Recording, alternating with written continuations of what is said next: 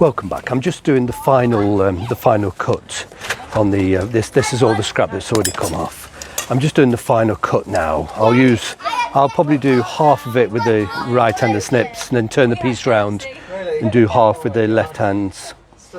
So just work very, very carefully towards the scribe line. There we go. Notice how the workpiece is staying quite straight and the scrap is really curling up. Actually, we can continue. I'm not going to change snips. I'm just going to continue with the same snips. It's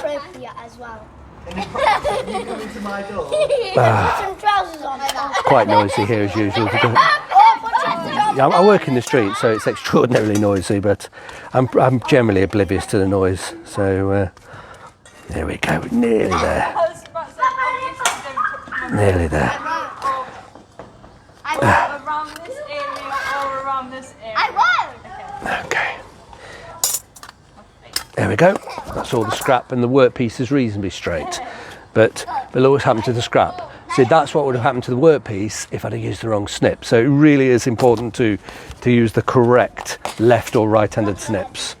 And like I said before, you can turn one pair over if you only have a left or a right. You can use them upside down. I'm just going to just draw file the edges because there are all sorts of burrs. It's good habit to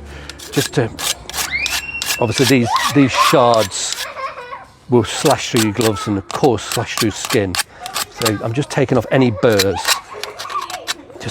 I'm not trying to reshape the material, I'm just trying to make it safe to handle. There we go.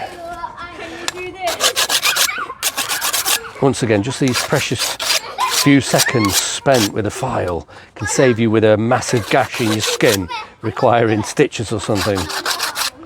There we go. It's just a habit I always do. I always file my material. There we go. That's it. That's made it less lethal now. So all I need, because this was a scrap piece, it's a bit bashed about. So I'm going to straighten it a little bit. I've got a rubber mallet and a very heavy weight. And there we go. I've got to put a slight fold in, so any minor wrinkles, they'll get pulled out with the fold. But it does pay to start with a piece of metal as straight as we possibly can. Now I'm just going to use a planishing hammer, use the flat edge. There we go.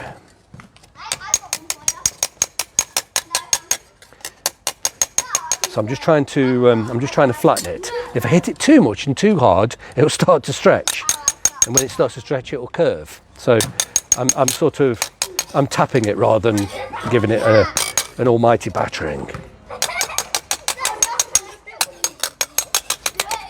There we go, that'll do, that's flat enough. Now then, let's have a look at my cardboard template to make sure this is all this way around, is it that way?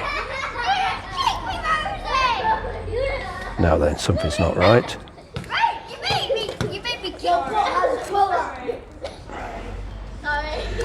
Let's have a look. It's incorrect. That side's right. Just testing it against the cardboard. The whole thing's not correct. Let's have a look. Let's have a look. Needs a little bit more work with the scribe and a bit more trimming actually, which is a bit of a surprise. But actually it's not that much of a surprise. I am working outdoors and it's bloody dark. So it needs a bit more work here.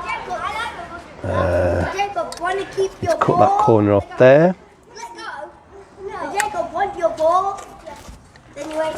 And then we just get it down with a bit of light where I can actually see it.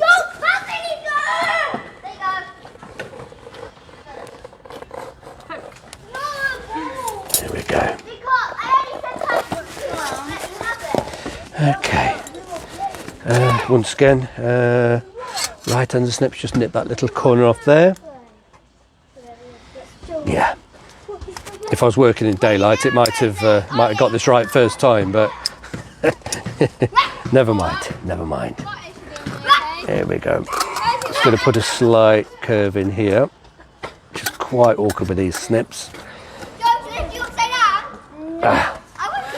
Here we go. Can I do it with these snips? I might need to get some slightly smaller snips.